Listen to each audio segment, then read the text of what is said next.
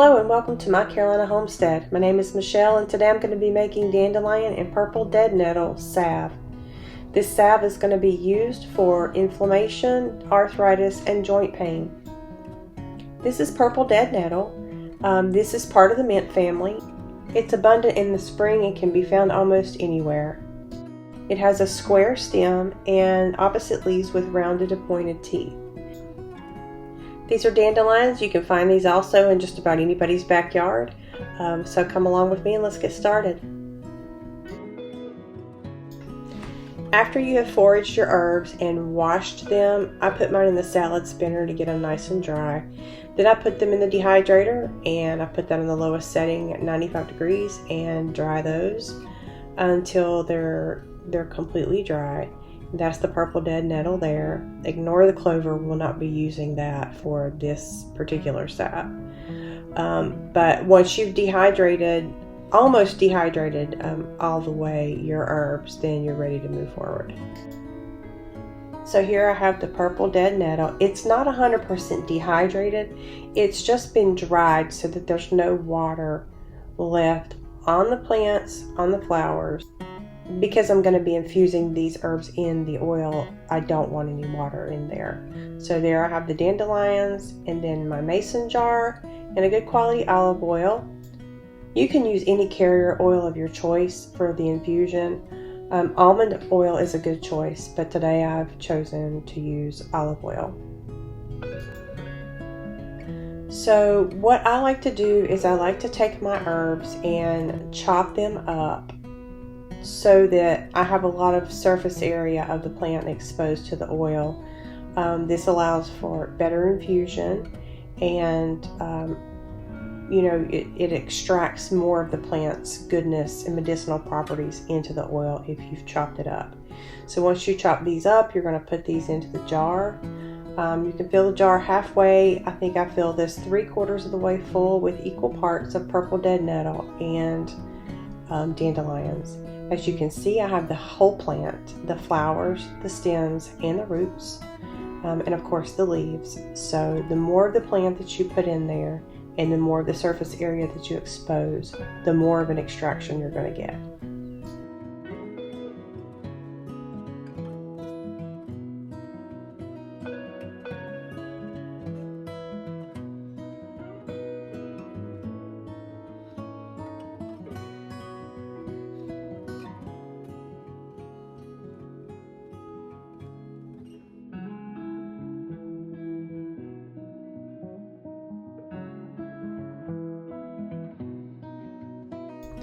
So now I have my jar about 3/4 of the way full with a combination of herbs, and now I'm just going to cover them completely in olive oil to begin my infusion process.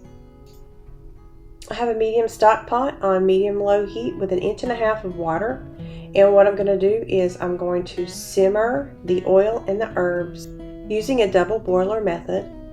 I'm going to let this go for 3 hours so that I get a full infusion and extraction of all those good properties out of these herbs into the oil. If you prefer to do a slow infusion, you would just cover your herbs with oil, put a lid on them, and set them aside 4 to 6 weeks, shaking occasionally. So now what I've done is I've covered my jar with cheesecloth and I've put a rubber band around that so that it doesn't fall in the jar. And now my infusion's finished, so what I'm going to do is strain the oil so that it's completely clean and there's no debris in the oil. So I'm going to pour that through the strainer and the cheesecloth, and that will be my finished infused oil. If you choose the quick infusion method, just be very careful because you can infuse from 1 hour to 3 hours. Just know that jar is going to be very hot, so make sure you have something to pick that up with. So here I am just straining out this oil, and you'll see that it's going to be nice and clear and free from any parts of the plant. So I just wiped off the jar and the rim, and there is my infused olive oil. And this is going to be the main ingredient of our salve. If you don't plan on making your salve immediately, you do want to store your infused oil in a cool, dark place, because it will go bad if it's exposed to light for a long period of time.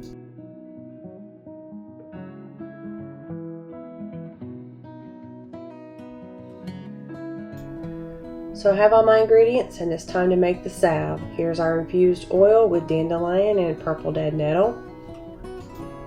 I have about 2 inches of water in my medium-sized stock pot, and I have this on medium-low.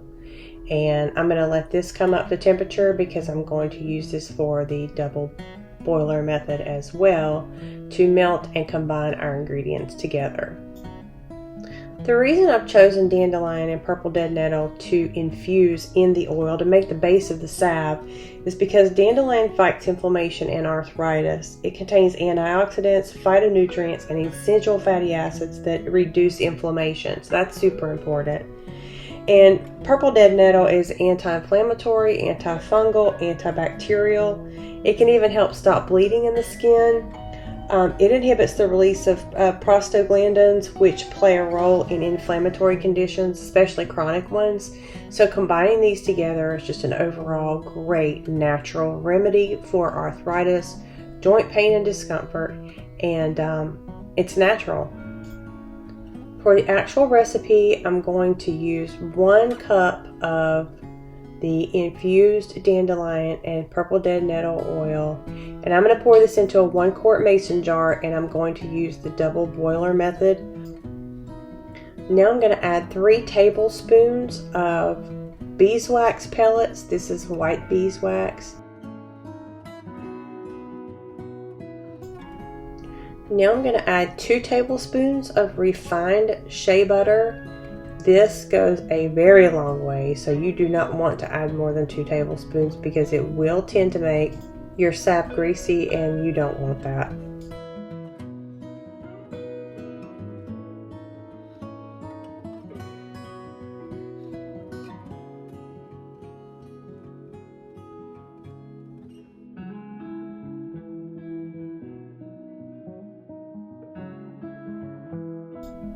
I'm going to add 2 dropperfuls of tamanu oil to this mixture. Tamanu is so good for the skin. It is an anti-inflammatory oil. It does have wound healing properties. So I'm just going to add a little bit just to enhance the medicinal properties of our salve.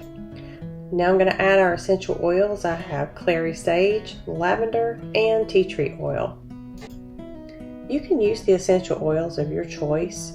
You just don't want to use more than 20 drops for this ratio.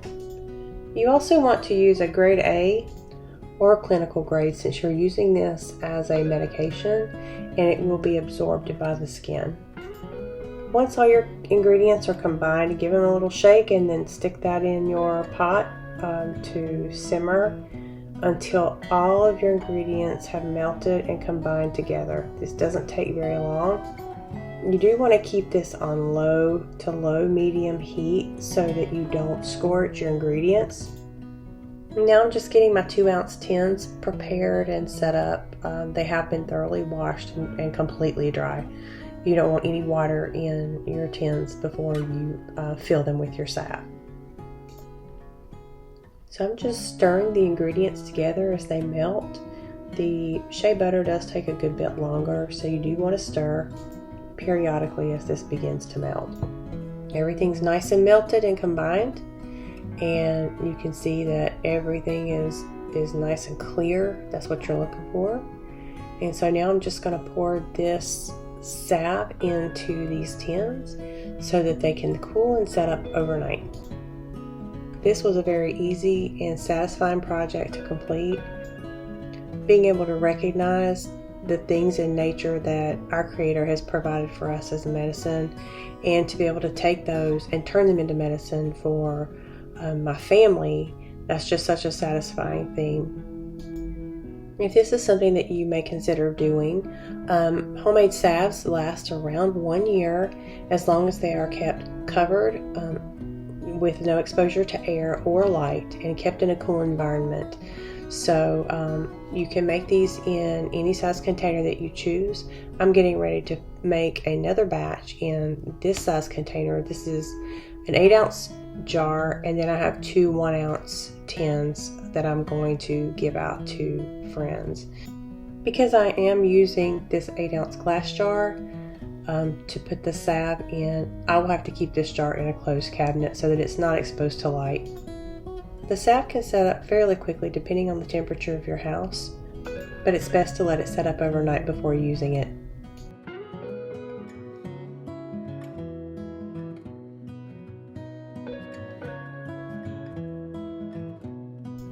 This was a really fun project, incredibly rewarding to be able to make medication for your family, for yourself. See how pretty that is? It's setting up beautifully. If you have an interest in content like this, please let me know in the comments below. If you have an interest in homemade remedies, medication, skincare, lip balm, anything specifically, please let me know and I will get some videos out for you. As always, I want to say thank you for stopping by my Carolina homestead today. We really appreciate you and we thank you for watching our videos. If you haven't already, please subscribe to our channel, give us a like, and leave us a comment. Once again, thank you for watching. We will see you next time. Take care.